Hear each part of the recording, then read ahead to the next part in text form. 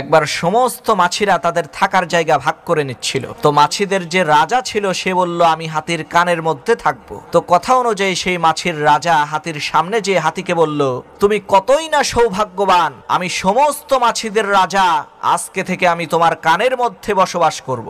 মাছির এই কথা বলার পরেও হাতি কোনো কিছু না বলে চুপ করে থাকলো। তো মাছি ওই হাতির কানের মধ্যে থাকা আরম্ভ করলো। কিছুদিন পর সেই মাছি সিদ্ধান্ত নিল সে আর হাতির কানের মধ্যে থাকবে না। তখন সেই মাছি হাতির সামনে যেয়ে বলল, আমি জানি আমার বিদায়ে তুমি খুবই দুঃখিত, কিন্তু আমার কিচ্ছু করার নেই, আমাকে তো যেতেই হবে। এদিকে হাতি তো চুপচাপ দাঁড়িয়ে আছে। তখন সেই মাছি আবার বলল, কিন্তু হাতির কোনো সারা শব্দ নাই, সে তার মতোই দাঁড়িয়ে আছে। তৃতীয়বার যখন সেই মাছিটা তার সমস্ত শক্তিকে একত্রিত করে চিৎকার দিয়ে বলেছে, তখন হাতি শুনতে পেয়ে বলে উঠল, আরে বেটা, তুমি আবার কে? তুমি এতদিন কোথায় ছিলে, কোথায় যাবে?